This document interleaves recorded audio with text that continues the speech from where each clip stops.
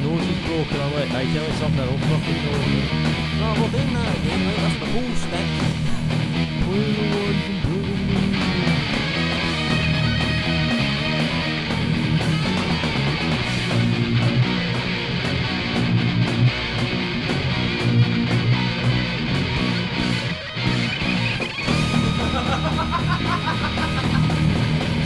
My tongue.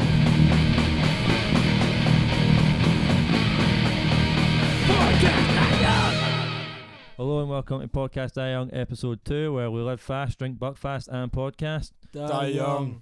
Alright, we are here today with me, Kieran Hughes, vocalist of Fatal Collision and sadly Aretha Franklin, and here we are with podcast guy Grum. How you doing?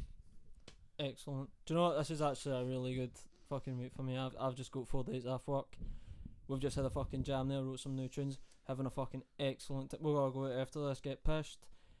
Fuck it, playing a gig with Halster on Monday, going to see a gig tomorrow, Sunday, and then fuck it. Do you know what? I couldn't be happier with the time I've got right now. This is a really good week for me. 4 days in a row. Who gets 4 days off in a row? Yeah, I've got no complaints either. Everything's pretty hunky-dory as far as things go. And here we are with the most ravishing man within an inch of himself. It's Ross Dunn. Has anything of note happened to you in the last maybe couple of days, 24 hours even?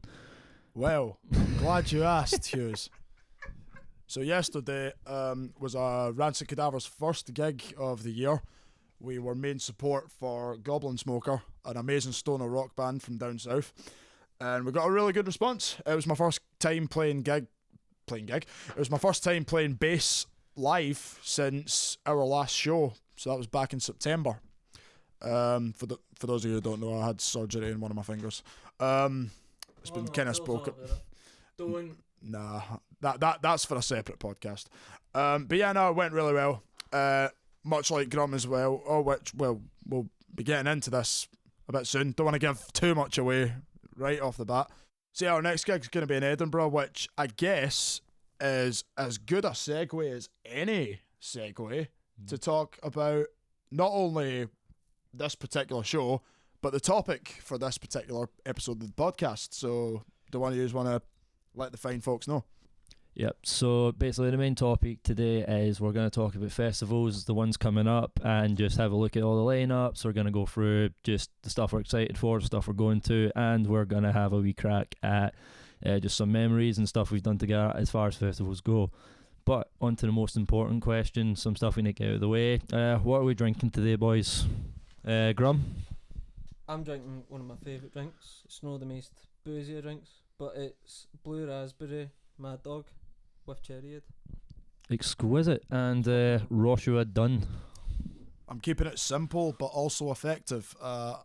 Set the table. It's tea time. I'm drinking Tenants. And you know what? It is time for the first edition of... So today I'm also on the Tenants, a classic, the Sistine Chapel of mediocre lager. Frankly, it shouldn't taste as good as it does, but my fucking god, I love the big T. Review over. So, and just one other piece of business before we head to the festival stuff. This is more for me and Ross and any of the wrestling fans out there. The passing of Jay Briscoe. So for those who are not in the know, Jay Briscoe was a wrestler mostly known for his work in Ring of Honor and on the indie circuit, and teaming with his brother Mark Briscoe. He recently passed away in a car crash, tragically leaving behind 6 kids as well as a wife, and we just want to give our condolences and rest in peace to him, because them boys were one of the finest acts in the business. Last year had an absolute career year, and it's just sad to see something like that happen so suddenly and for him to be taken away. So Ross, any words? Yeah, so for anyone who was watching wrestling last year, they'll know that the most talked about matches as far as tag team wrestling goes with that trilogy of FTR Briscoes. Me and Hughes watched pretty much all of them, didn't we? Yeah. Or at least 2 out of the 3. But phenomenal matches for tag team wrestling, and the Briscoes, for them, for about 20 years being one of the best tag teams in the world, and then it seemed like they finally got that recognition, because as good as Ring of Honor is, it just doesn't reach, the audience that, your WWEs or your AEWs do. but for them to finally get that recognition and then to see it like end so abruptly and so tragically. And one thing that Hughes never mentioned as well, and this adds to the tragedy, is the fact that it happened literally the day before Mark, the other brother, literally the day before his birthday, is fucking horrible. So condolences go to Jay Briscoe's family and to Ring of Honor as well. Legends in Ring of Honor. Like, you think it's difficult to think about Ring of Honor without the Briscoes. So, and also Jay Briscoe as well, 2-time Ring of Honor world champion. So even as a single star, he had his accolades, and yeah, man, it's already. I mean, we're not even a month into 2023, and we've already had like a very a shocking loss that was years before it was supposed to happen. And definitely not in the circumstances that it should have happened. So, there's nothing more to say other than rest in peace, Jay Briscoe. Yep. And all the best to Mark, to the family, to the wrestling fans that were affected by it. Because, I mean, last year was... It was a career year. Exactly, and it happened to be the last year of the Briscoes, so rest in peace. Yep.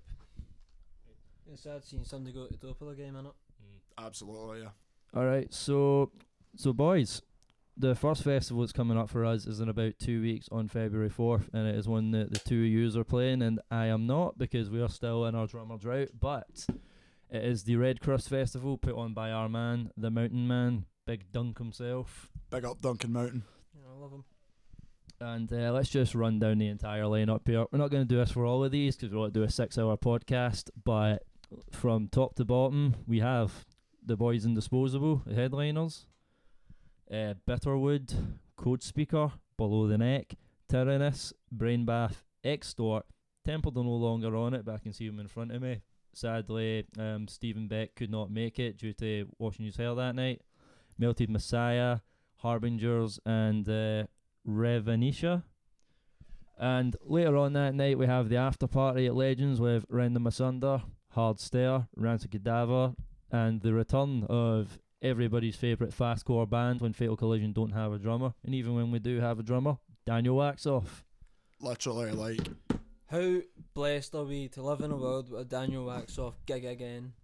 Honestly, not shag my own arse because I'm playing like that because we're playing the after party. But as far as after party festivals go, that's just gonna be a fucking party, man. The addition of Daniel Waxoff really brought it up a fucking tier. 100%, man. I'm no one for pain. I think it's no secret how gassed we are over Daniel Waxoff at the best of times. Fucking, and do you know what? I mean, we've known for a while they've been wanting to come back and do gigs and all that, and they've been planning some stuff. Yeah. I think they had a bit of turbulence trying to actually sort stuff out, but now it's coming to fruition. Now they're actually doing gigs. Good stuff happening. And what a lineup to come back. Exactly. To. Absolutely, this is pretty much a lot of the names that you would expect, because as far as local gigs go, it's pretty much everyone I want to see at the moment, other than obviously Tempered couldn't make it, obviously Fatal Collision couldn't make it due to, there's only so much money that we can throw at them, we're just so... We can throw at them? How else are we going to get gigs? We just give away our secrets. No, but the Mountain Man's done it again. He's put on a pretty solid lineup, and I'm excited. As for the main show, I mean, Disposable being ahead. Disposable just brought out a new single. In fact, is it 2 new singles, or they just brought out the one, the new? I think so. Because I think they're planning on bringing out a couple at least, and then they're working towards an album, and the amount of work they're putting into it, by the way, because I think Chris Rankin plays guitar on one of the does a wee guest guitar solo on one of the songs. That's been in the works for a good few years now. That album, I don't know. It might have been. Knowing the Disposable guys, it probably is because they put a lot of work into their stuff. Oh, absolutely. Yeah, and, they carry that kind of professionalism of like a real band that we could only dream of. No, definitely. I mean, they're doing fucking videos and shit like that as well. Aye, fucking videos. How do you do that? What device would you use to record the video? I'm glad you asked. Microphone. Alright then, we've got 3 videos on the go apparently. So, but yeah, I'm not too familiar with Bitterwood, to be honest. I've heard the name. I've seen that they've recently done a headline show here through. I want to say it's through Goddamn Promotions or something. Are they from here? Aberdeen. Right. Aye. Shout out to Goddamn Promotions. Aye. So we've got Bitterwood, Code Speaker, Below the Neck, all of which I can't say I'm too familiar with, but looking forward to seeing them at least. This is the good thing about Duncan's lineups. Every you play gigs all the time, you go to gigs all the time, you feel like you know all the bands, and you feel like you feel like you're very familiar with the gigs you go to and all that. But Duncan, as a promoter, he really brings out a lot of new guys. Yeah, Maybe not new guys, but he introduces you to a lot. One of his strengths, I feel, as a promoter, and it's something that a lot of people initially think, oh, I don't know, but then when they actually see it or play it, they realise how it's a good idea. Mixed bills. Duncan is really good at putting on mixed bill lineups, and it shows, like, with the attendance, even with like the satisfaction of the bands that are playing it. Like when we played the Winter Warmer in Glasgow last year, it was mostly like stoner doom bands, but us obviously being sort of feral. Yeah, us obviously being sticking out like a sore thumb with the thrash stuff that we have, but we got a really good reception, and it was like a nice wee break from the, obviously, from the slow riffs and all that. So it's good stuff like that, and also, like Grum was saying, you can end up finding one of your new favourite bands just through that. So I'm a really big advocate for mixed bills. Yeah, the man's a professional. He makes things work. Next we've got Tyrannus, who've continued to just go strong. They've gone from strength to strength in the last year. They've found Have we played a gig with Tyrannus before? Icebox. We have, yeah. Icebox, yeah. And there was definitely seen them a good few times. They do a lot of gigs. They get a bit. Not familiar with these guys. Brian Bath, who is he? Brian Blessed is a actor, I believe. All right. Bye. We'll see who this Brian fella is, but I'm quite looking forward to seeing Brain Bath again. I haven't caught them in a while just because it's just been busy, and it's one of them like I've been working fucking non-stop. I think Brain Bath. You know what you gotta get with Brain Bath. You're just gonna get in your face death metal, just dirty, aggressive. Basically it's just riffs. Horror influenced death metal, which you can't go wrong with that. Absolutely. And then we have Extort, who in a similar event to Tyrannus, they say, have just been doing rounds. They're fucking everywhere, including here. It'd be cool to see them. I've not managed to catch them yet, I don't believe. I caught them at Ivory Blacks last week, supporting a band that we'll talk about later on. Well, and they bring they've got a certain like presence on stage. They've got really good energy, and they seem to be firing on all cylinders. I know that they've got an EP that's in the final stages of getting recorded. So really? Yeah. Well, that's news to me. I didn't know. We'll see how they do on a hometown show on their part, of course. Them being from Edinburgh and all. That's good stuff, actually. And good stuff for the X-Dot guys, by the way, because I may as well throw it in there. I mean, definitely should throw it in there. X-Dot have been doing some good stuff with the charity gigs for Ukraine. Absolutely, yeah. Raising a lot of money, showing a lot of compassion, and shout out to Alina. With people that get the shout out to Alina. With people that get the backing that they do, it's nice to see them use it for a good cause. Good on them. Absolutely. Next we got one of the more interesting acts as far as the metal scene goes, Melted Messiah. I caught him once on one sunny afternoon, and it was captivating. I don't know what else to tell you. It's a very interesting thing he's going for. He's an interesting man. I really as well. like Melted Messiah. Mark Golder. Hello, if you're listening. He's a great guy. He's actually a really smart musician. Interesting style, plays with his thumb. And he's a bit of a gear nut as well. I don't know if that really comes across, but the guy made his own amps. He made his own head amps out of combo amps because he's a fan of, I think it's specific era Mesa Boogie amps he really likes, and he wanted to gig with them, so he kind of disconnected the combos from the speakers, cut them off the chassis, and then made them so that they could play them for cabs, and that's what he plays at gigs now. It's pretty cool, actually. It's nice to see somebody go up on stage with something that kind of catches your eye, looks a bit different and all that, and it does sound good. The guy knows a thing or two about a guitar tone. Absolutely, that's really. I didn't know that at all. Oh no, really good. He's a cool guy, actually.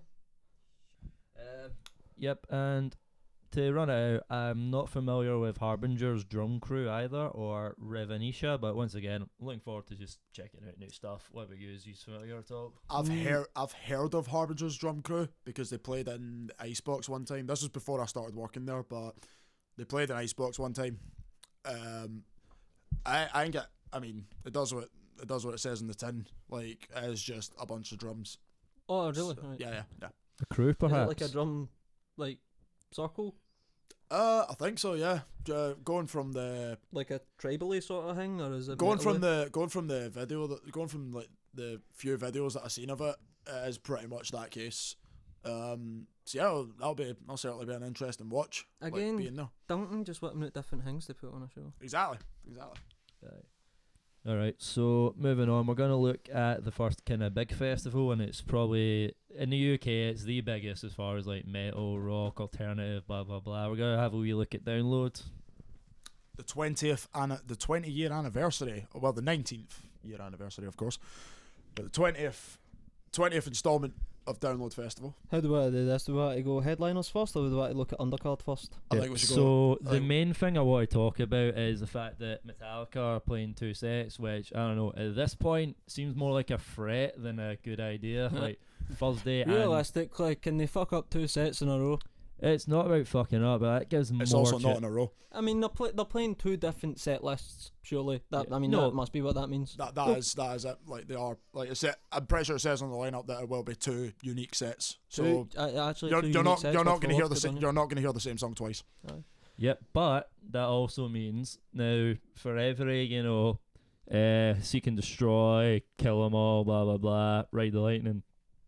What if they start whipping out like Act Disappear or like we're gonna bring us down, and then we'll start listening to Tuesdays Gone at a festival. They're going to do that. We know they're going to do that because they've got 2 set lists and they can't face doing a set list, 1 set list without bringing in that pish. Like, because let's say typically on an average gig, like maybe 20 songs a big band like that would do a headline set. So 40 Metallica songs.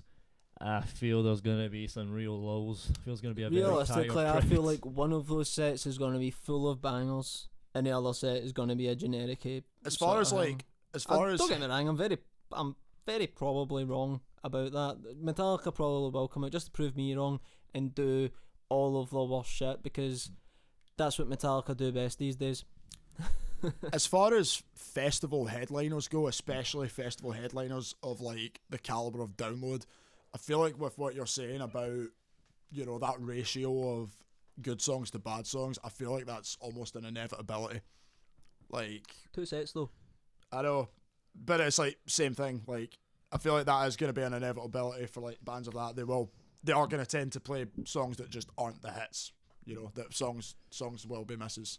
Mm-hmm. But it depends on your love for the band, I suppose. I guess it's just a subjective thing, but that's my that's my observation. I think even the biggest Metallica fan these days, the love is misplaced. Yeah, I don't know. When was the last time Metallica made me happy? I think it might have been when Guitar Hero Metallica came out and I was still in high school. It's just one of them where like they just, I don't know, man. The last time Metallica made me happy was when I was 17 years old, and I cared enough to ignore the rest of the material. Metallica are very much one of those bands that just they never need to release new music ever again. You could have said that about them for like the last 10, maybe even 15 years. But that being said about Metallica releasing new music, that's entirely exactly what they're gearing up to do. They've released 2 singles so far. Alright, inoffensive, really. I like the sound they're going for, but music-wise, in the writing, I don't think they're writing any different than they did in Death Magnetic. Yeah, like, which was not... I don't know, new Metallica. Which didn't pique my interest. As a guy who liked Metallica. Yeah, like, I don't know. I'll have dinner with it, but I'm not going to take it home, It's just, it does nothing to offend me, but I'm not particularly thrilled while I'm there. But speaking of things that aren't particularly thrilling, so your Friday headliner is Bring Me the Horizon. This is just a sign of age. I'm personally not arsed. Nah, I'm not arsed. I can't say I'm like too, but I can definitely acknowledge that they've got some like really good songs. I mean, I remember. But overall, as like an overall like I wouldn't be attracted to, seeing them. Like, if it's one of those, if I wanted to see them, I'd have seen them like 10 years ago. But I remember when Bring Me it's were not coming really for up, me. and I was at that age where, I mean, it was the arse end of the sort of MySpace bands doing the hanging out, and they're like, they must be the biggest band for that sort of scene that fucking went on to do anything. I mean, they got big enough where they were like actually charting like on the normal at the time charts. when they started. They were actually doing something pretty new and cool and all that, and I was into it for a time, to be honest, and I really grew into it rather quick. It's just, do you know what? Bring Me one of the bands. They kind of saw where the money went and followed the money. I mean, you can't. I mean, look, you can't knock that. They're headlining Download. They're probably making more money than they've got fucking sense. Yeah, alongside Metallica and Slipknot. And you know what? People like it. It's what is it? People like Metallica and Slipknot. Well, speaking of bands, I just want to say an interesting fact about Bring Me, that I could be wrong by saying this, but I'm pretty sure they are the. Not really a fact, then, is it? Well, I think it is.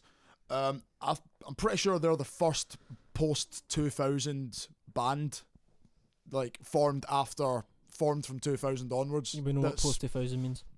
I'm gonna redo this part. No, I don't. No, go for it. I'm pretty sure they're the first band that was formed in the 21st century that's actually headline Download. Like, you look at past lineups, it's like it's like pre 2000. Ghost must have headline Download before. No, have they not? no. It's Bloodstock. Although I do have one counterpoint to that, I might be wrong, but see when My Chem formed. My Chem were active from 2001. Okay, so I'm wrong. So there's two that have done that, but like we said, we're not going to go through the entire lineup because I think it'd be counterproductive to us as well as the person listening. But let's have a look here. It would be an injustice not to mention Slipknot or the other headliner. Yes, well, not a Slipknot fan, don't give a fuck about them. Did see them headline Download before, and do you know what? Cool, they're better live, but I mean, did it make me want to go home and listen to them? No, because I know they're shite. I really enjoyed them when I saw them live. That's because you're an idiot. Alright. Well, this is the thing. I don't know. I really enjoyed seeing them live. They were one of these first like heavy bands that I liked when I was younger. Like when I first started, it was like Ozzy Osbourne was like kind of gateway one for me, Motorhead, and then I found Slipknot, and I was like, whoa, this is the heaviest shit ever. Then about 2 weeks later, Nah, I liked Joey Jordison's drumming. In fact, what's his name? Mick Thompson. Mick Thompson, good guitarist as well. I remember I used to say a lot, Slipknot's a band full of great musicians that just make shite music. They're talented guys and all that, but fuck me, man, their music just does not fucking go well. For me, like, similar to yours, young age, if you're getting into metal, you're gonna listen to Slipknot. Of course it is. They're the gateway band. I seen them in 2019 at Download. It was like the first time seeing them. I'd been a fan of them for 11 years, and it was one of the best days of my life. It was fucking. I actually couldn't believe how great they were. I wasn't expecting them to be as good as they were. They far exceeded my expectations. Just incredible, nostalgic. Setlist was just amazing. Even their newer stuff. They are easily the biggest attraction. As far as the headliners go, they're definitely the draw for me. And I've not even seen Metallica before. But Slipknot, amazing live. If you're a fan of Slipknot and you haven't seen them live, you absolutely need to go and see them. Any chance you get, please go and see them because they are incredible live. You will not regret it. Well, let's get us down to brass tacks. Headliner slots on Download, they're pretty basic for Download. Yeah. There's nothing stand out. There's nothing grasping you. There's nothing making you think maybe I should get a ticket to that. No, I mean, I get it. Like, for people in the mainstream and all that. Slipknot have headline Download. Was it 5 times now? Look. What Download have done is they've just looked at the fucking what's worked for us before. Let's do it again. Especially in the last 10 years. Yeah. And, it's fair enough. Looking at the lineup just now, we're not going to go through every single band here because there's about 50, but... We'll have a quick look at the undercard because there are some good bands there. So as far as the Distillers live would be fucking incredible. I've never seen the Distillers, but I do fucking love them. Yeah, it's just one of those, the more, as years go on and I look at, Download lineups and even other festival lineups, it just makes me feel old because I don't even know half of these on it. Well, Disturbed, Evanescence, I Prevail and Parkway Drive, that saw up your street, Hughes. Shut up. But no, so as far as these big bands up here, I don't know, I imagine Pendulum would be good crack. Pendulum would be fun, I think. Pendulum would be good crack. And fucking what's Ghost this one? always put on a great live show. Is that him? It's Vil Valo. Vil Valo brought out a solo album either earlier this month or last year. Oh, Vil VL more like, but It's not a great album. and let's have a look at the bands that don't have a logo that's listed here. So as far as stuff that I would be into as far as this goes, it's like Municipal Waste, obviously, it's always a good shout. Terror, that's maybe the two. In Guar, they're maybe like the three out of that list that I'm like, I would go for it, but I don't. See, Guar since Odorous Youngest died, do you feel the draw to Guar in the mill? It's like, I don't know, it's when if they were playing and I had easy access to it. It's the Static X question, innit? No, because Static X were always shite. I mean, yeah, but you know, it's a weird one, innit? Yeah. No, it's, well, I mean, you could also make the case for Pantera, where he waited for everybody in his way to die before he Pantera, trampled over their corpses. Nah, but Alright.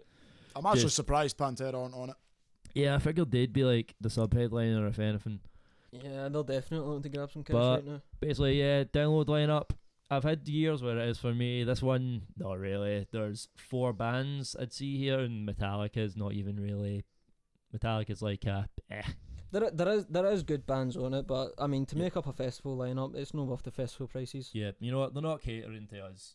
For me, I was considering maybe just doing the Saturday and the Sunday, because I've still not seen Metallica and Slipknot live. I mean, it's Slipknot live, but after looking at, and this is just me personally, after looking at how much the fit, and I totally get it, if you want to like spend the money on it, if you're into this, then fair enough.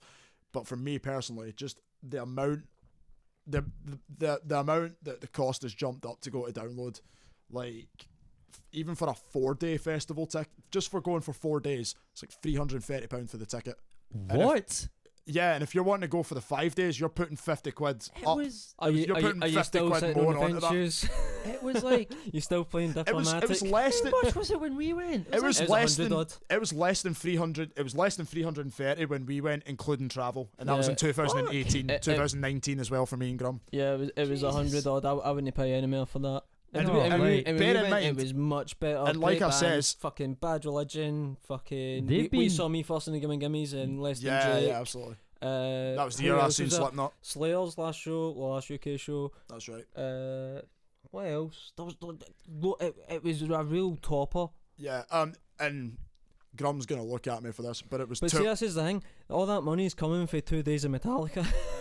Yeah. And I Hope you enjoy your can't. Shark Tank, lols. I can't stress it enough. That was only for 4 days. If you're wanting to do the 5 days festival, you're coughing up another 50 on top of that, and that's not even taking into account travel. And for anyone that doesn't want to camp, accommodation as well. Nearly 400 quid.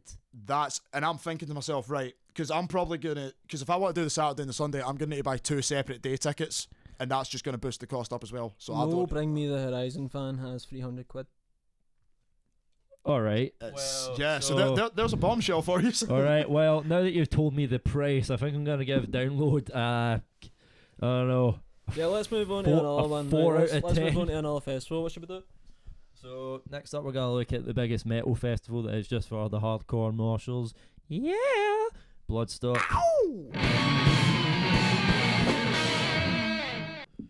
All right. So Bloodstock. Yeah, let's look at the Friday here. So Friday 11th, the headliner is Killswitch Engage, and the Boo. sub-headliner is In Flames, which Ross, this is probably more of your wheelhouse from 15 years ago. Yeah. Well, I'm Ross and I like bands with shite t-shirts. Woohoo! Yeah. Definitely. I mean, I'm probably gonna go to Bloodstock this year, and Killswitch Engage are definitely one of the main attractions for me. Go fuck yourself. Do you really think Killswitch Engage are headline worthy of any festival? I'm actually surprised that it's taken Bloodstock this Fuck off, long Ross. to book them as a headliner. Fuck off. I thought for sure this is like maybe not 10. This is like 6 or 7 years overdue. I think. I'm actually really surprised. No. But yeah, Can't say I've listened to a lot of their newer stuff, to be honest. I think the last album I listened to by them was Incarnate, which was released in 2016. But yeah, Killswitch Engage, they're going to play the classics, they're going to play the hits, they're going to be good live. I think they're a bit of an interesting look at how, I don't know, Bloodstock's philosophy has kind of changed. Same with Knocked Loose, to be honest, right? Because, I don't know, when I first started going to Bloodstock, it was a bit, elitist is a bit strong a word to use, but it was very, you know, true. I think elitist is the appropriate word to use, to be fair. True. There was definitely less emphasis on, like, there was more emphasis on, like, the underground and less on, like, the sort of mainstream or it well-known was very bands. true denim and leather. I'm a guy with a beard in my 30s and I don't like things, and it's like now it seems a bit more accessible, which is good, I suppose. I mean, Knocked Loose is a very strange one, and they had like Parkway Drive headline a few years ago. Not my stuff, but it's kind of cool that they're being a bit more diverse and open it to more. Even last year they had last year Sleep Token were one of the Sophie headliners, which is, I never thought Sleep Token would even play Bloodstock, never mind headline, like the second stage. We'll have a look at what's on the Sophie stage in a wee second. But we'll move on a bit here. I'm not going to lie, this Ronnie James Dio stage, it's not what it used to be. Yeah, I remember the first time I went, it was like Anthrax and King Diamond and Lamb of God. This feels like a I think first I went, it was Napalm Death and Overkill, Cannibal Corpse, aye. Nuclear Assault. Yeah, Nuclear Assault, aye. At the time, that was meant to be the last UK show. And that was all just on the Dio stage. Yeah. That's not even taking into account the other stages. I can't actually remember. I think the headliners that year were actually shite, but the undercard for the main stage was actually pretty good. There is some stuff to like here, though. If we look at the undercard for the Friday, like, you got Sacred Reich, they're a cool band. They're definitely something you should stick on at the start of the day, like they have done. There's obviously more to come, but so far, Sacred Reich, that's a good way to start. I've not actually seen Sacred Reich live. I used to like them, see when I was see when Thrash was like the only thing that I was into, and it pure like defined my entire personality. I thought very highly of Sacred Reich. Yeah, they're one of those that I always wish I could have caught, but it's like, you know, there's only so much time. Back in those days for me, I'd have probably expected them to be higher up on the bill, and I'd have probably enjoyed seeing them later at night and all that. But like we say, it's just Bloodstock's definitely took a bit of a shift in a couple of years, in the last couple of years. Yeah, there seems to be a lot less, emphasis to, like, you know, legacy acts, if you will. Oh, definitely. I mean, legacy-wise, what have we got here? We've got, like, I guess on the last date, I mean, would you consider Devil Driver legacy, really?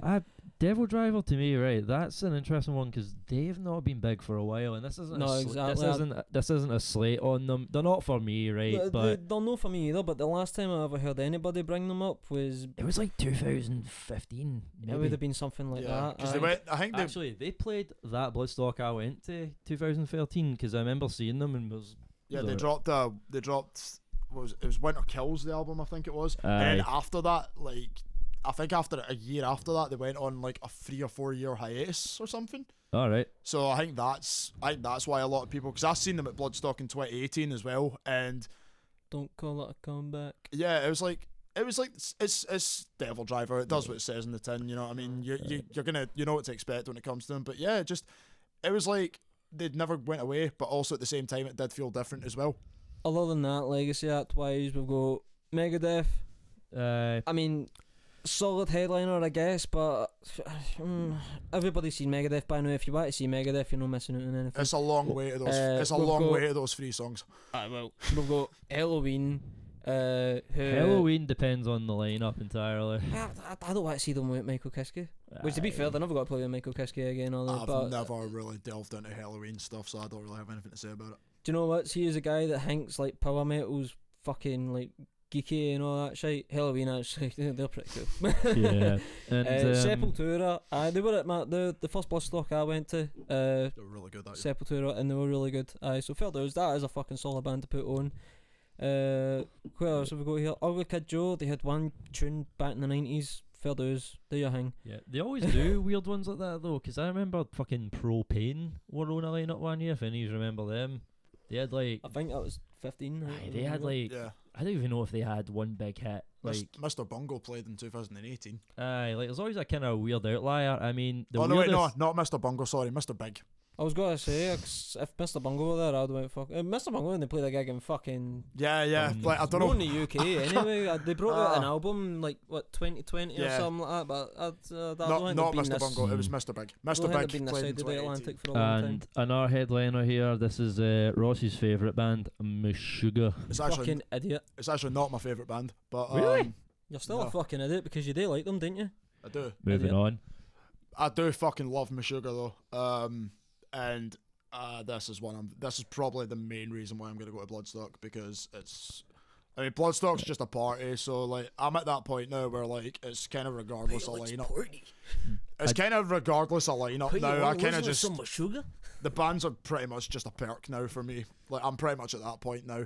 But yeah, Meshuggah live, one of the best live bands I've ever seen, and yeah, cannot wait to see them in a festival setting. Just they are. I can already tell they're gonna be the highlight of the weekend as far as like the bands go. Like On Legacy Acts, we amazing. totally neglected Celtic Frost are there. Yeah. And Triptychon, if that's your thing. I Not believe- really my thing, but- Triptychon performing Celtic Frost songs. Yeah. Wait, what? They put that logo there just to fool me? Yeah, that is literally it's Triptychon covering Celtic I Frost. see that word. Get to See fuck. that word But I think- performing. But I that think, tiny little fucking word. I can't see that for here. but That's ridiculous. but Fuck you, Bloodstock. I You've got ge- your no. podcasting glasses on. no, I genuinely think when it got announced that they were replacing Anthrax as like the special guest on the Saturday, I think a lot more people were like more invested in Bloodstock, because like that announcement got a lot of people like, oh shit, might need to go to Bloodstock now. you know Yeah, what? I'm no not su- shade, I'm no not shade on surprised. Anthrax, but it's just Look, they I'm play not all the surprised time. in terms of Anthrax have done how many Bloodstocks now, right? If you've been to any Bloodstock, there's a good chance Fucking you've more than me. probably like randomly seen Anthrax, alright? Yeah. I At love least walk Anthrax. past We saw them in like fucking October. Yeah, I got my way to see Anthrax. I really like them, but I mean, festival wise, but I mean, like Megadeth still fucking made it own. Aye, and the big two, they are not quite. But we're gonna move down a little here, and we're gonna go to the Sophie stage lineup. yeah. I have a feeling for the three of us, this to be quite brief. The stuff here I like. Biohazard are cool. They're alright. Yeah, but there's a lot of bands here that I'm either not familiar with, or it's like stuff like Whitechapel. I'm just not a fan. I don't understand it. That's because you're somewhat sane. No, I'm 26, right? I don't want to listen to no fucking deathcore. Sorry if you're 26 and still listen to deathcore. I hope you find peace, but not for me. Gutterlats kind of stand out. I don't think. I mean, I don't know the other bands that are fucking around them on the lineup, but man, I think for me, I've not listened to any new Whitechapel material in years. The first like 3 or 4 albums I still love, so I'll probably watch them. Zeal and Order are a solid choice for a Saturday headliner for the Sophie stage as well. They've got this really, it's so strange, they mix like metal with bluegrass, but it somehow works. Yeah, I think it's just very, Zeal and Order are like they very much go against the grain when it comes to metal, and I kind of respect them for it. The music I like it to an extent, but I wouldn't exactly go out my way for it. But oddly enough, I seen them with Meshuggah back in May last year, and they're a really good live act as well. And they were also playing another festival, which we'll talk about soon. But yeah, I think they are that is a good choice for headliner. And then you've got bands like Church of the Cosmic Skull, Zetra, Biohazard, as Hughes mentioned, Gutterlax, as Grum mentioned. Gutterlax are a lot of fun live. They'll be fucking excellent. I think Overall, there's like not as many bands on the Sophie tent as there was last year that I want to see, but the ones that hit, they hit. You know, they'll be good. Podcast juice. Huge reviews. Yeah. Overall, you know, it's a Sophie tent. You get what you get. The ones that are hits are pretty much the big names. You know, I am gonna just point one thing out, because as much as we don't necessarily like to take shots at bands, Grum not included, I will say fuck them. King 810 Shite. King 810 shouldn't be playing at a bus stop on a Thursday afternoon. I don't know how the fuck they're getting paid for this shit. King 810 do fucking suck, to be fair. I don't know, man. Even Ross Dunn said that, and he likes Meshuggah. I would prefer to. There's a million bands I'd rather see over King 810. I don't know who this is for. They're fucking I mean, what was their gimmick that they set each other on fire and that they're fucking morons? So Very yeah, cool. just I think the note any to leave final. Bloodstock on is that they wasted all their good band budget on Merciful Fate last year. Which is ironic, and given that I think it was the best lineup they've done since 2017. Again, that's Ross Dunn, and he is always wrong. He does not reflect on the views of Podcast That Young or any affiliated parties. For anyone who knows me and knows my friendship with Hughes and Grum, we've been doing this. I've been putting up with this for about a decade now, so it's okay. I haven't done nothing. Hey, what do you say fuck me for? Anyway, well, we get into You something don't a bit more need to interesting. worry about me. Yes. So I'm gonna pour myself some podcast juice. Oh, I actually have. What's your podcast just there, Hughes? I actually have a couple of opinions on these bands. Quick. Hughes reviews booze. I'm drinking some Gentleman Jack, an offshoot of Jack Daniels. Let me tell you, boys, it's definitely Jack Daniels in a fancy bottle. It's not even Aldi that have done it. We're out. Alright, so let's go into some positivity here. So for the third year in a row, me and my missus will be heading down to Slam Dunk in Leeds. And boys, just any first impressions on this lineup? I mean, It's a okay bog standard Slam Dunk. It's a good Slam Dunk lineup, but that's coming from someone who is not the clientele of Slam Dunk. But you know, there's some good acts on here. You know, Well, in the last couple of years, it was like really, really packed. Yeah. Like, I mean, to be fair, you can't expect them to fucking do it. like every year. just going down the list here. You know, Enter Shikari. That's a good choice for a headliner. Obviously, the Offspring are a good choice for a headliner as well. You got Yellow Card, Under Oath, Malevolence. Yeah, overall, there's some decent. There's some bands that I don't mind. You got like your nostalgia acts as well, like Hawthorne Heights and what have you. But so some good bands, but otherwise it's not my lineup. They're not making a lineup for me. I'm not his clientele, and that's all I've got to say about it, really. The standouts for me, I seen Offspring earlier on, last year. Offspring are fucking great live. I'd heard for ages Offspring were great live, and then I saw them, and to be fair, more or less lived up to it, apart from the fact that they'd done a really shit version of Gone Away. any feels? Oh, fuck, and they'd done it the slow with a piano and all that. Yeah. It's like, no, do the fun one that we can It's jump like, to. aye, look, Dexter Holland, the guitars are there to stop you from singing. Exactly. Bowling for Soup. I've never actually seen them. I've missed tons of opportunities to see Bowling for Soup, but I mean, they're a fun band. You've seen them a lot. I think you've got an opinion on them live. They were the very first band I ever saw live, actually. So before Scouting for Girls. shut up. We'll get to that. But aye, so Bone for Soup. The last couple of times I saw them, there was a bit too much stand-up comedy and a lot less tune playing. But hopefully they'll have been like, you know what, let's just do a set and let's no fucking try get our stand-up careers off the ground. Because to be fair, all the best pop punk bands really there's lap up their patter on stage. Aye, there is the juvenile humour, but when it takes up the majority of the set, I'm not really a fan. Yellow Card. You like NoFX, don't you? Yes. Yeah, that's their thing. Yeah, they were fucking. Yeah, when I saw them, they weren't very good. But Yellow Card, you know what? Everybody knows the one song. Everybody would like to catch the one song. There is a place off Ocean Avenue. Mate, like Ocean Avenue live. I'll be cutting some shapes. Les and Jake, Les and Jake are a fun time. They're a fantastic live band, and even if you're not a fan, even if you don't listen to them outside it, if you've seen them, you'd have a good time. I don't listen to it, but I've seen them.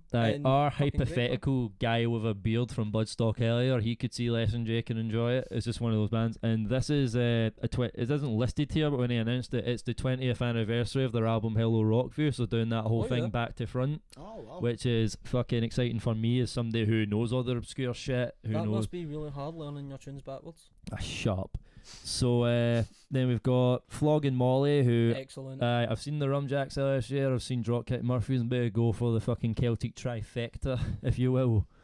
And mate, I cannot wait to fucking hear those Flogging Molly tracks live. That's gonna be. Have you never seen Flogging Molly? No? Not at all. No, I don't think the Neither two. have I, to be honest, but I thought you would have. I don't think the two here much. I'm also quite looking forward to. I don't know if any of you are familiar with the Menzingers at all. I've probably heard you talk about them. They've got some decent stuff. Like they've got some cool stuff. I'm looking forward to checking them out. We've got Millencolin once again, another band where I just want to hear one track. We'll hear that like No Cigar, and Ross. Even though you say you're not asked about it, look. Zebrahead falling apart from SmackDown vs Raw 2006. That is probably worth the price of admission alone. A steal at double the price. But Aye, so it's a solid year for me at least. There's about 6 bands here what I see, and still more to come. But also in unison with this is one of my favourite bands that I just slagged off. One of Grum's favourite bands. NoFX are doing their final show in the same venue. One of my favourite bands, but they're a band that I like very, very much. I got into NoFX very late. Aye, well they're a band you listen to a lot, smart no, ass. But I don't want fucking people thinking. And then give me trivia questions on NoFX. What, all 14 of them, Well, you know what? When we're hanging out with all 14 of them with their trivia night, you're no coming. 6 of them are you, but Fuck up. Anyway, so the way NoFX are retiring, they're never playing again, allegedly. You know, we've seen bands do that before, but they said they're going to do 40 cities. There is something very honest in the way Fat Mike says that he just doesn't find it fun anymore. He's never had fun in his fucking life. That's not true. That guy has oozed fun for a long fucking time. He's oozed a lot of things. To the annoyance of many, many people. I've oozed a lot of things. But aye. So they're doing 40 cities, 40 songs for the 40 years that they've been around. Allegedly. It's Punk and Drublick and what's the other album? Wolves and Wolves Clothing. Wolves and Wolves Clothing. Which are 2 cool albums. Like, I'm pretty excited for that. Big long set list. Is it not the next night they're playing two other different albums? Yeah, they're doing 2 different albums each night, which is pretty sick. And if people are going to travel around for it, fair enough. They also have to announce their support acts. That is what's going to depend on my attendance, to be honest. If they can get a Bad Religion, a Descendants, a Circle Jerks, I'll even go Pennywise again, to be honest. But I mean, you said Circle Jerks done. Is it Party America they done? Yeah, I think they're on the tour for like Spain and stuff for NoFX. Also a bit of Europe. See, that's cool, man. I'd love to see Circle Jerks. They're one of my favourite bands, actually. Yeah, they were like one of my gateways into like really dirty punk. Yeah, I'm like, before the supports even get announced, I'm getting the tickets for me and my missus. We're going down to Leeds and we're going to have a great time seeing NoFX. It's more for me is because, you know what, we said earlier when we were slagging off downloads, saying there, £66 for a ticket is pretty steep. I'm going to need some good support, but hopefully I can do NoFX, have a day off partying in Leeds, and then a day at Slam Dunk. That sounds fucking ideal, to be honest. That's a good time. But, yep, any other thoughts before we move on to be next? Honest, with this lineup, I don't think there's anything else that really jumps out. You're not a Grayscale fan? Would you believe it? Will you stop? You know what? They really covered the best of it in the top half of that fucking card. Yep. Alright, well, moving on. Ross, the piece de resistance for you, sir. Arctangent. I'm going to pull this lineup up. Right, well, if you want to listen to Ross talk about Arctangent, please just listen to your left earphone. If you want to listen to me and Hughes talk about... Hughes, what do you want to talk about? Yeah, I don't know. I'm really not happy about this gender reform bill. I don't want to do anything that serious on podcast Die Young. Neither do I. Right, let's talk about... Favourite pizza toppings. Right. If you want to listen to me and Hughes talk about our favourite pizza toppings, plug in your right earphone. Again, Ross talking about Arctangent. Left earphone. Me and Hughes talking about pizza toppings. Right earphone. Alright, Ross, in your own time. Hughes, you're a pepperoni guy. Right, I was at Pizza Punks recently. I got a wee pepperoni. I think it was like candied bacon. The candied bacon, those really it was fucking... Yeah, so basically, so anyone who knows me knows I'm like... A couple of weeks really ago, I was like post-rock, buffalo chicken, just any kind of like progressive music. And so, obviously, I'm going to go to Arctangent. I went to Arctangent for the first time last year, and it is genuinely one of the best. I think last year, along with Bloodstock, it was like 2 of the best festivals I've ever been to. Jeez. Absolutely amazing. I'm a basic ass margarita guy, but they like stuff and all that. I don't have enough good things to say about Arctangent. You get dropped off at the festival and you're literally at the campsite already. Like, you don't even need a wristband for it. Really cheap fucking pizza, so you could theoretically just really go there and like not even go to the festival. You could just go there and just chill at the campsite all weekend. Like something. It's insane. You don't get your wristband until like the first time you go into the arena. And then when you're in the arena as well, you can bring booze into the arena with you. Actually, until the 28th of January. Which is the first festival I've ever been to. We've had that. Obviously, you know, like your festivals,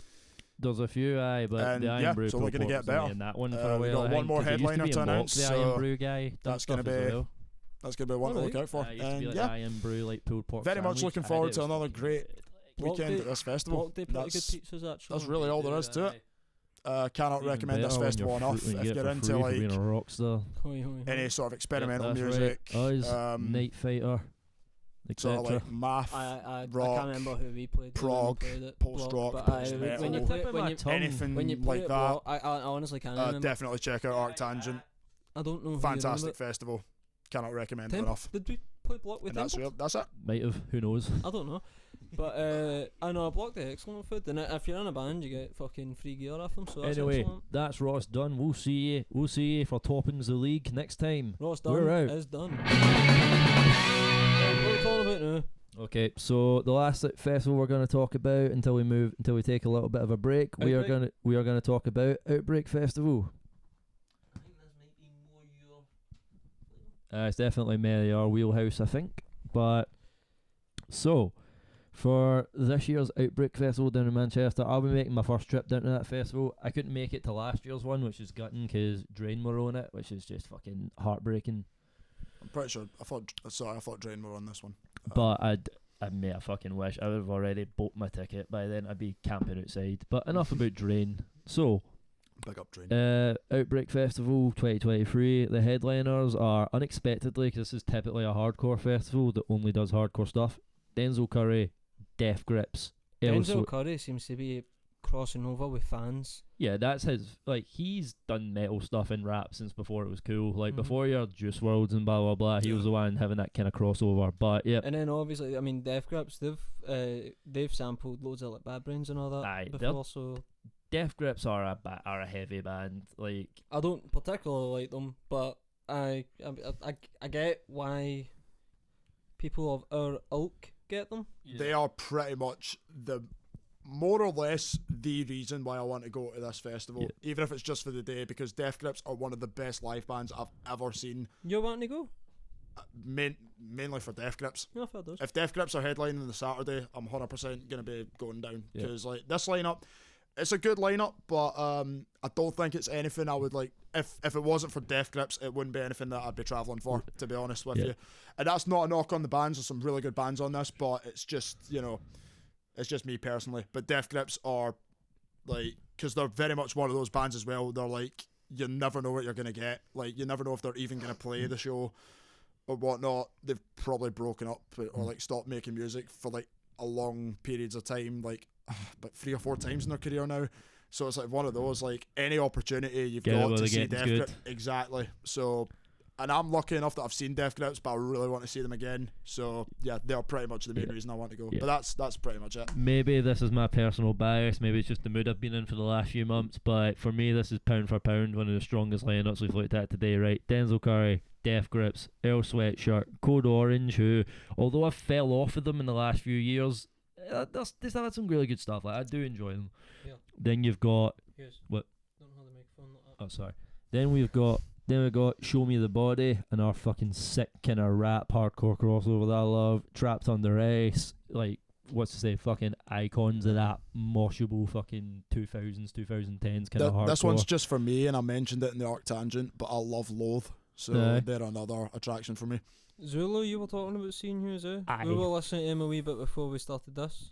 Fucking love Zulu. Yeah. Such a sick sound. There's Skill, who are like a female-led hardcore band and one of the best ones I've seen in a while. Oh, Skull were on earlier on as well. Mate. They were pretty sick. Awesome band. You've got fucking Gel, who are an up-and-comer who are just fucking class. Jesus piece. It's like eating bricks. It's so fucking good. I was gonna say, I think I've checked them out. I recognise their name. I couldn't tell you whether I like them or not, but I've definitely came across them before. I've not checked out Candy before, but my girlfriend's like really into them, so they could be another good band as well in the lineup. I'll need to check out their stuff.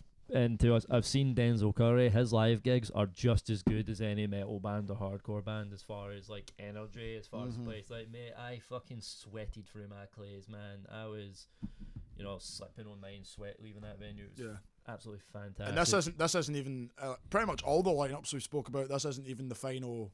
The final lineup. There's still bands to be announced. So yeah, absolutely. We may take a look at them in our time, and there's more to discuss, or we might just do it in the intro of our show. But so far for me, Outbreak's the one I'm most looking forward to, with Slam Dunk, Bloodstock, Download, take it or leave it. I just don't care. What about yourself, Ross? For me, yeah. So it's looking like it's gonna be. For me, yeah, it's looking like it's gonna be Bloodstock and Arc Tangent. There's other really good lineups, even like ones we've not spoke about, like the European lineups and that. But for me, only so much time in the day. Exactly. For me, as far as it goes, it's looking like it's going to be Bloodstock and Arc Tangent. Maybe Outbreak, depending on what day Death Grips are playing. Downloads, I don't know. I wanted to do the Saturday and the Sunday, but after talking about like the price of the tickets and even like the day tickets, if I'm getting to buy 2 separate ones or even just one, like it would really need to be worth it. And it's one of those, I don't know. I'll see how it is. But 2 of the definites for me are gonna be Bloodstock and Arctangent. Just last year it was like 2 great weekends, and like I mentioned as well, 2 of the best festivals I've been to date were both Bloodstock and Arctangent last year. So yeah, this year will probably be the same. The festival I'm most interested in this year has to be Red Crust. Ooh. Because Daniel Axoff are playing it and they're not playing any other festival. Yep, and that was our third podcast host, Mr. Richard Ryder. Big up Richie Ryder. It goes And deep. stick around or don't, we'll be back just talking about some general festival stuff from the past. Road time! So, just to round things out, we're going to reminisce about some previous festival experiences, just some of the best and worst acts that we've managed to catch at a festival. We're going to start with Grum. So some of the best acts I've saw at a festival. One of the best festival sets probably the best festival set I've ever seen has to be Municipal Waste Bloodstock 2016. It was 2016, wasn't it? 2017. 2017, shit, sorry. Right. Previous to that, they broke the world record for crowd surfs during a set. Yeah, that was 2013. I was at that At one. Bloodstock, aye. Yeah. And then after that, somebody else broke it. I think it was Gojira in 2016. It was some shite band, aye. And then Municipal Waste came back, acknowledged that they broke the record and says we want to break it again. The world record holders! That's actually what they said, aye. Yeah. And fair dues, they did. I think not by much, like something like 10, maybe not even 10. So, but that was a mental set because everybody was fucking bouncing and going mental and all that. Yeah, it was I was great. dragging you around the pit and then... Yeah, I remember, like, I liked Waste, but I wasn't like I liked them, but I wouldn't exactly say I was like a massive fan of them. Certainly not the way I'm are now. But like even at the time, like I was like, fuck, this is like so good. That was the set as well that Andy Black, Mr. Blackie from Brain Bath, put me on Brian his shoulders and made me internet famous. Because The very same. Aye, look up Mosher Twink goes hard on Big Man. Perfect. Because I crowd surfed, go over the barrier, tried to make my way back in, and I got stuck beside these guys that were just smoking a shit ton of hash. And I was that exhausted and just breathing in secondhand fucking hash smoke. And I was like, I'm gonna fucking pass out. Fatal Collision have never partook in anything outside of this. Yeah, exactly. Disgusting. Aye, stay clean, stay mean. Municipal Waste 2017 Bloodstock, probably the best festival set I've ever seen, and it would be a hard one to top. And there's so many great ones I've seen because I've been to a couple, but in the last podcast we briefly spoke about Infest, so I don't want to speak too much about Infest, but Infest really brought it. Infest were the bands I would absolutely go out my way to see again. Don't hold it like that. Aye, Infest absolutely why the bands I'll go out my way to see again. They really brought it. They just one of the bands, man, put on a fucking far better show than I anticipated them putting on. Me and Hughes saw Bad Religion Download 2018, was it? Yeah, it was 2018. It was like the last camping festival. It was the last camping festival I ever did because I'm 26. I've got the back like a fucking 70-year-old bricklayer, and I'm just too fucking tired. Also, I work with fucking children. Yes. We went fucking mental at that. Big up that particular press conference. But then at Download 2019, me and Ross saw Less Than Jake, followed by Me First and the Gimme Gimmies. It was Real Big Fish, followed by Me First and the Gimme Gimmies. Oh, Real Big Fish were first? Yeah. Less Than Jake didn't play that year. Lesson Jake was the year before. Yeah. It was a jam-packed day, the one that was Lesson Jake, Bad Religion and Napalm Death. You know, the heroes of California skate punk. I mean, the heat as well, the weather was great that year. But that Me First and Gimme Gimme set, that's definitely one of the best things I've ever witnessed. Yeah, I even enjoyed it, and I don't like fun music. It Well, was it's not. so fun. I think after it we went to get an ice cream just to revel and like feeling like kids again. Yeah. Me and Grum literally went and got a sugar rush, so we just went to the ice cream van, got ice cream and Coke, and it was great. Not that Coke, the other Coke that you get at festivals. Speaking of Coke you get at festivals, Mr. Ross Dunn, what are some of your festival experiences? I'm as far glad as you good asked. bands? Yours. Okay, so just very quickly, I'll go over some of the best. So off the top of my head, Slipknot at Download 2019. Spoke about it briefly when we were rounding off Download. One of the best sets I've ever seen. Incredible. I go back and watch. I sometimes go back and watch it on YouTube, and I just like remember. Was that after the album? What's it called? The Grey Chapter? Was it after that? No, one? it was after We Are Not Your Kind, or it was like when that it was that year that it was coming out. All right, aye. Yeah, that Was year it was. not released at that point? I don't think so. I think it came out a few months later. But yeah, that honestly, man, like So that's why Download were able to get them again so soon.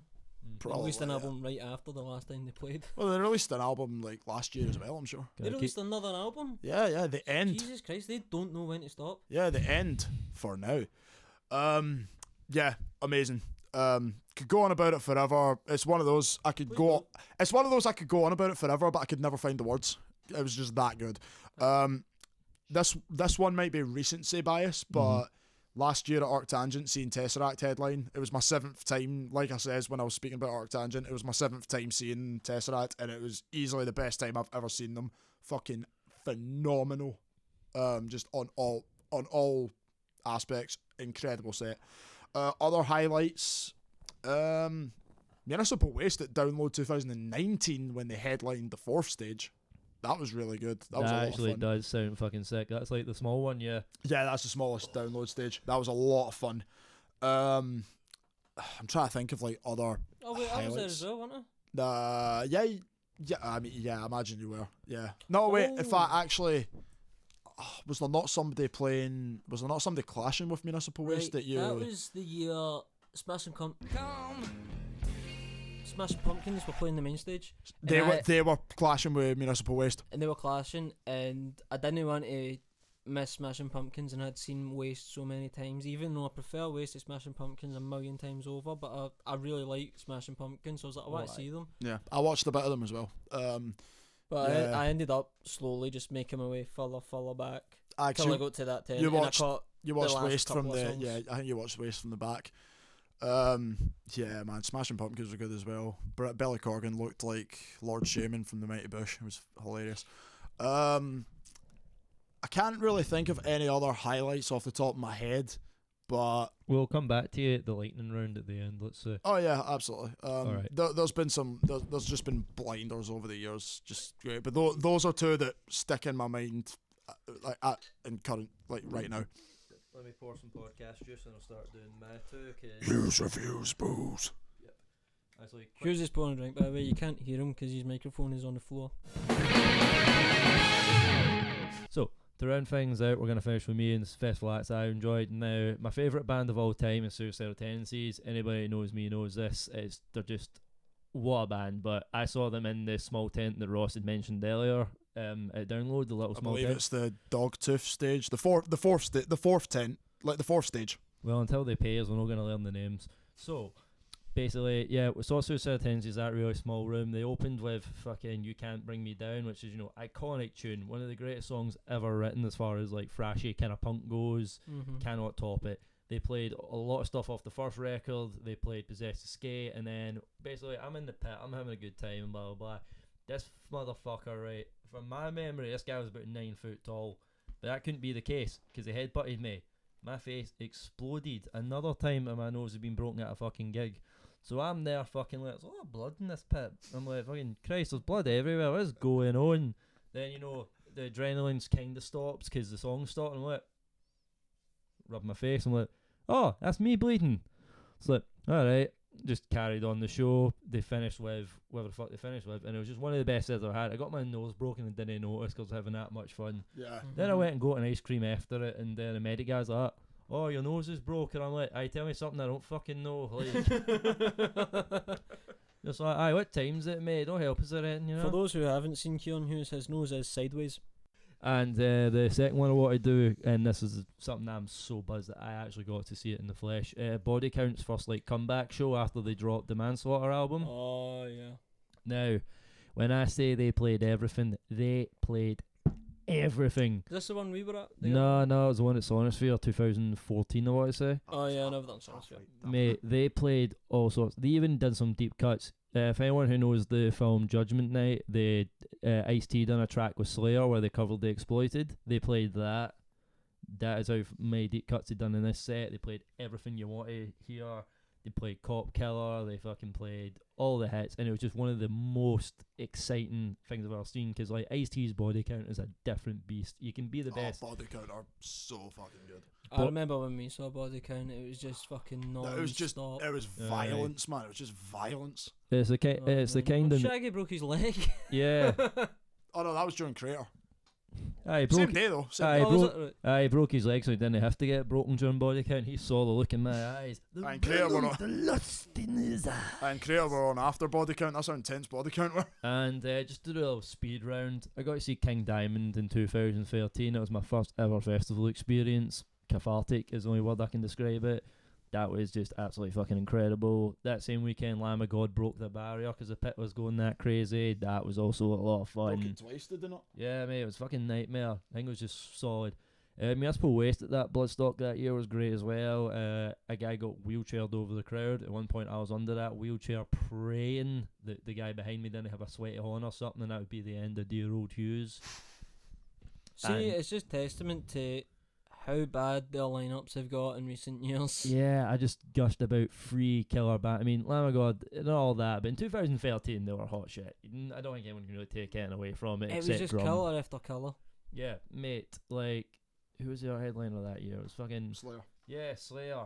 Anthrax. Fucking, it was a good fucking year, and then it's like, that's kind of went downhill, but I digress. We're going to move on now, have a bit of fun here to the worst festival acts that we've seen. So, Grum, any cringe-inducing, spine-crawling, skin-crawling, spine-tingling, terrible musicians that you've seen at Bloodstock? There's definitely been a lot. I like how you said specifically at Bloodstock. Yeah. Or, well, it's the only festival he's really been to. Download. He done download that. But I Opeth at Bloodstock. Fucking NyQuil. Yeah, I fell asleep. I curled up in the grass and just went for a kip. It was so boring. I've never seen grey lights before, but I was just watching some wee guy draw fucking dicks in the mud. I wasn't as big into Opeth at the time, so like I was still like I probably wasn't that invested in it either. Obviously that's changed now, but like even at the time I was probably like he's grown dumber with age. Yeah. Well, what about you? Any particular festival acts that maybe just weren't weren't clicking for you? See, I've not really seen any bad, because most of the time when it comes to bad like lineup, most of the time when it comes to bad like shows and festivals, I just walk away because you know it's easy.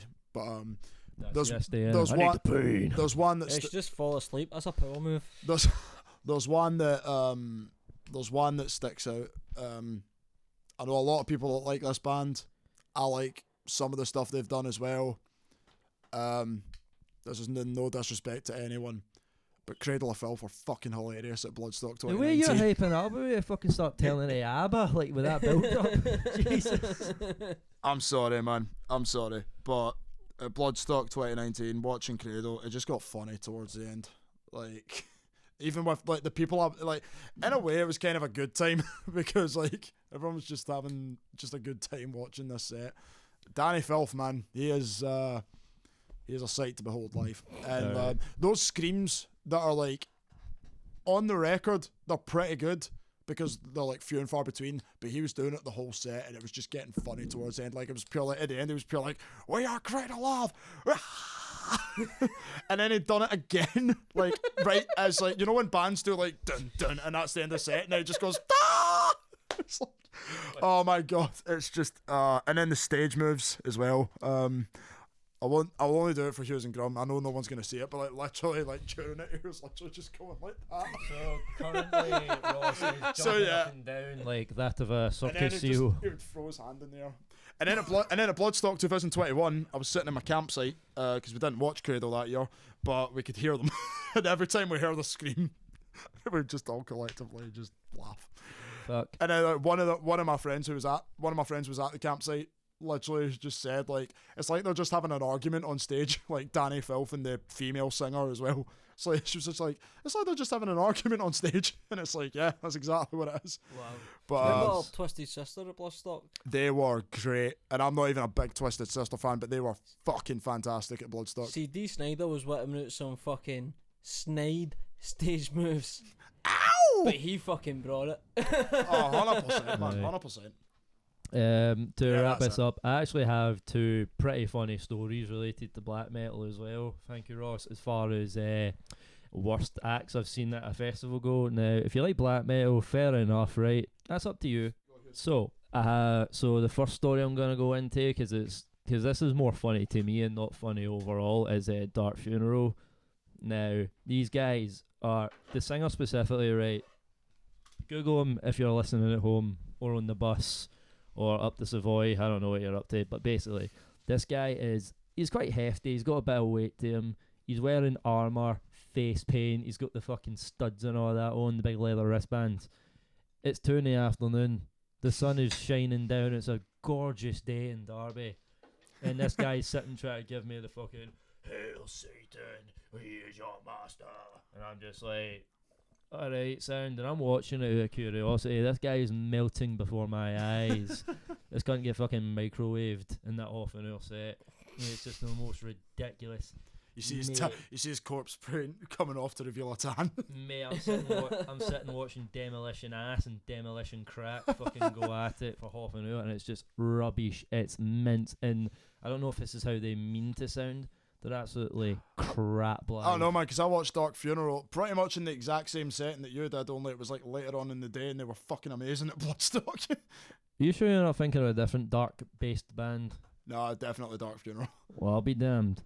But maybe the sun was a big problem, in which case, you know what, just put up a fucking curtain or something. I don't know. The sun was fucking insane at Bloodstock last year. It was like 37 degrees on the Saturday last year. On festivals, we neglected to mention the now lost festival, Lords of the Land. Rest in peace. Remember how many fucking great acts Lords of the Land got on? Yeah. Fucking, I saw Cannabis Corpse there. Dark Angel, Demolition Hammer. were there. Napalm Death, Carcass, Obituary on the one night. Yeah, that was that. Yeah. For a paltry £30, might I add. So that was fucking amazing. I don't know why that Autopsy Mayhem. stopped. I'm sure people who we know a story about why that's not going on anymore. But I've got no clue why that stopped, because it was so fucking good, and I'm pretty sure it's sold out every year it happened. Oh, yeah. Aye. But, so, the last story I've got here for you is when DIMMU BORGIR played a sub-headliner set at Bloodstock 2014. Now, lads, they had like a 40-minute set. How many songs do you reckon they'll play in that 40-minute set? Two. Fucking No way. I was taking the piss. Was that not the year that the sound was like abysmal? Oh. And like they pretty much went off like so early because it. Mate, so basically throughout their whole set they tried to get it set up right. So many tech issues, so much stuff went wrong. Everything. It was just this dude in a fucking cloak walking around all makeup up, having a hissy fit. He's just so raging that, you know, there's nothing coming through, mate. They did not play a single song until like 20 minutes in. Jesus. I'm sitting there at my dial as I'm at festivals, just like, come on, play the one from Brutal Legend. Progenies. Aye, mate, they got like halfway through it and it fucked again, and you can just see him raging. He's stewing, mate. Mate, to have been a fucking... I can't even say fly on the wall because it's an open air festival, but like to have been there. Honestly... you know what's funny? Like, you've mentioned DIMMU and Dark Funeral, and they were both bands I've seen at Bloodstock last year.